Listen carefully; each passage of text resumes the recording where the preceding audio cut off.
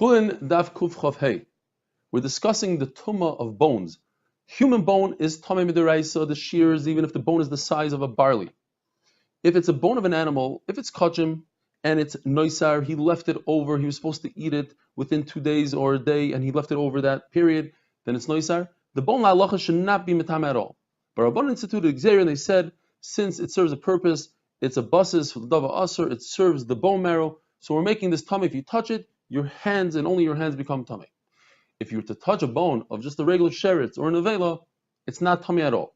Now, if it has a hole, even the size of a tiny hair, then the whole bone becomes tummy, because you could put a hair right through, and by putting the hair through, the hair touches the bone marrow, and you're touching the hair, it's a conduit, and you become tummy, the bone becomes tummy. And since the Torah says hanugeya, the one pasuk, and then the second pasuk says hanoisei, so we know that if you touch it, you become tummy. So too, if you lift it up, you also become tummy. We all know the concept of oil hameis. There's a kazayis of a dead person in a room, everything in the room becomes tummy.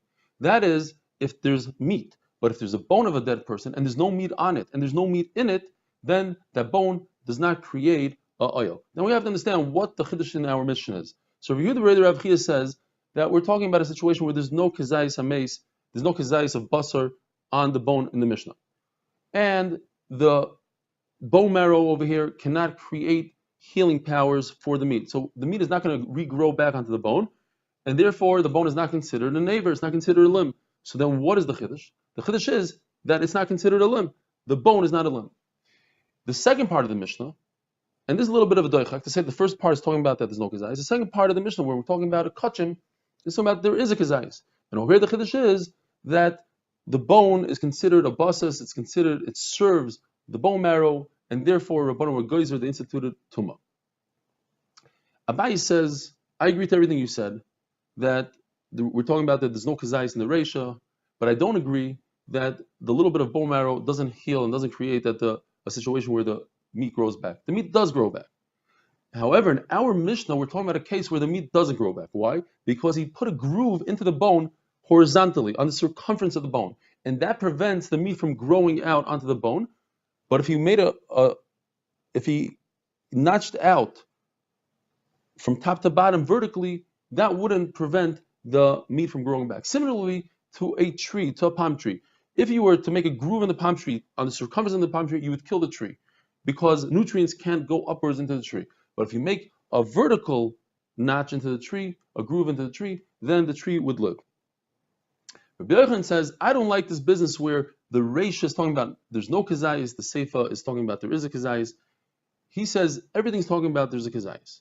Well, if there's a kazayis, we have a major problem. Because now the bone has a kazayis marrow in it, or above it, then just by hovering over it, that's called the oil hameis, and you should be tummy just by hovering it. Why does the Mishnah say you're touching it? Says Rabbi Yochanan, when the Mishnah says touching, the Mishnah means oil, because touching and oil are one of the same. And we have a concept in Tumah that in order for two half a shiurim, two half a kazayis to combine together for one shiur of Tumah, they have to be called the same name. They both have to be called maga or both oil. And therefore, Rabbi Yochanan holds that maga and oil are the same, and that's why they are mitzdarif. We have a concept of tumah retzutzo. Let's say you have two bookcases. Look at the picture, you'll see the bookcases are less than a tevach apart from each other. When we have tumah all the way on the floor, you have a kazayis tumah, and it doesn't have a tevach, so the tumah doesn't have where to go. Tumah gets very claustrophobic, and it wants to explode, it wants to go places. And what it does is it fills up the entire gap between the bookcases, like in the arrows, and anywhere you touch in that gap, it's as if you touched tumah. It's not as if you created a roof over tumah, it's literally as if you touched tumah. That's according to everybody. And according to everybody, if you're in a room where there's a kazayis of a mace there, and the roof of the room creates oil, that's called oil, that's not touching, that's called a roof. Where's the machlokes? Machlokes is if you hover above a piece of a dead person, and you're more than a tevach above it. Is it considered an oil? Abayi says that's oil. And Rava says,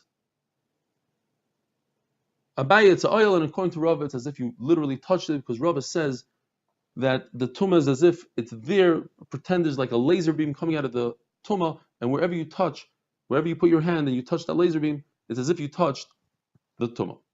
If you have a spoonful, a ladleful of dust, leftovers from a dead person, By touching it, you don't become tamei because you would have to touch every single dust particle. They're not connected. But if you lift it up, then you're tamei because of masa. And if you hovered above it, you're tamei because of oil. Rava wanted to prove that even if you hover above a tefach, above the dead person, it's as if you touch the dead person. It's not your oil of it. Why?